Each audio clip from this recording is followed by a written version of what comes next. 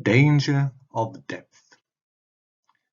The title is a message I read on the jetty while skipping off a boat from the island. It's simply a bad or literal translation. Be careful, the water is deep, do not swim. As if I think. Who would want to dip into that gunge of thick green soup? That mess of weeds and flat leaves? The swamp of weird fish and insects. But even while thinking this, suddenly, I'm overtaken by a madness, and, tossing you my video camera, I rip off jeans and t-shirt, kick off trainers, and, balloon faces aghast, the diver does some clever arse-silly flip. Slazen's sheen buttocks peaked and 100-toned muscles tensed, before his manicured fingernails slice the shimmering face of the water. And he dives, tense and alert, diving and delving deeper, through silver surface to blue middles to grey to dark depths. But this is not a swimming pool. It is a lake to the west, the east, every direction. Huge flat waters set among cardboard green hills. Or it is a confusion of puddles made from overspills of white blanket cloud. Or it's a canals, an endless network of grey-green canals. Or it is not lakes or puddles or canals, for this island has no water borders, but rather walls of inclusion and insularity, centuries and traditions of identification through diversity, and resultant neat and simple truths which fool none except its inhabitants. The swimmer dives. He dives beyond the glittering sun-warmed shallows and the space-ignorant annoyance of youth. He dips and dives behind and beyond these, until, safe in the comforts of his middle water, he turns and comes up for air.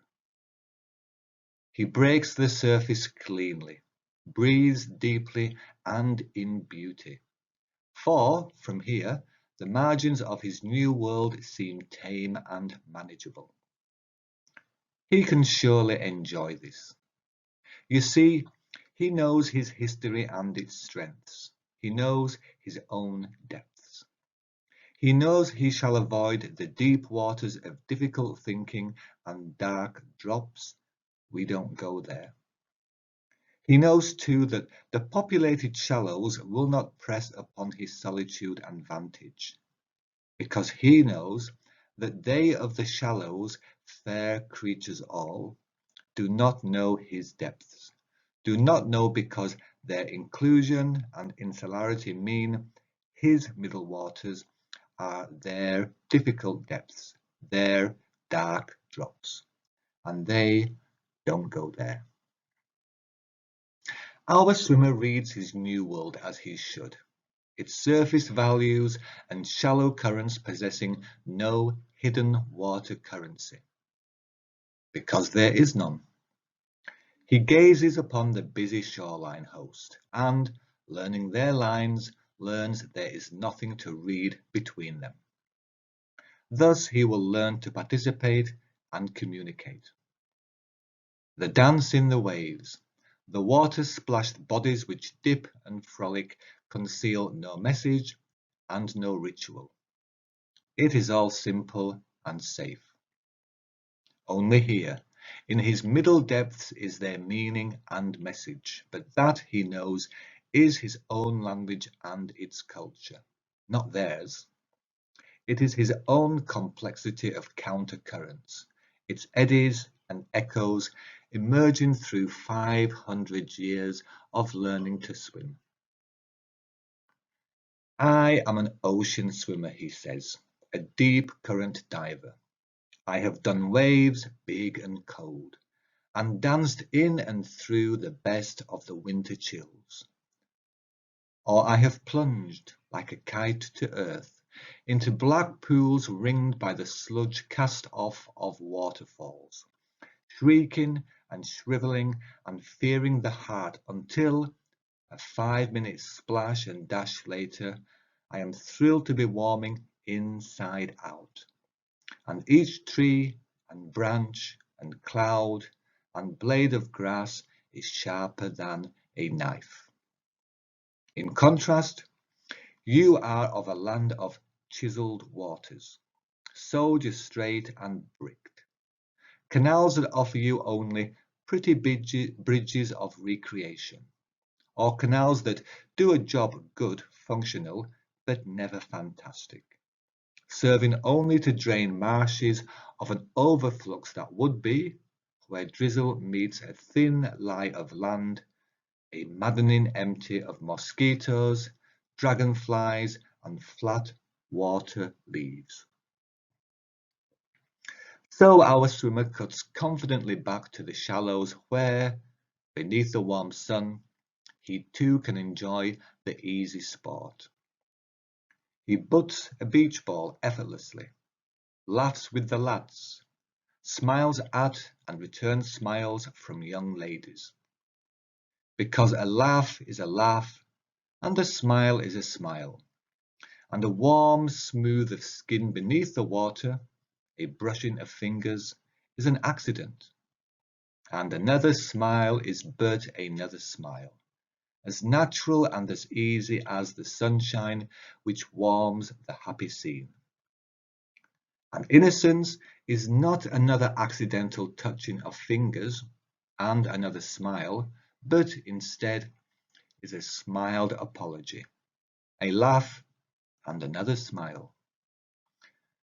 Oh, we swim in the smiles, don't we?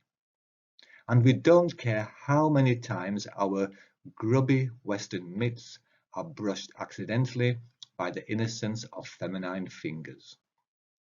Because the fingers are smooth and slight, and the smiles come thick and fast, caressing our cares in soft little waves.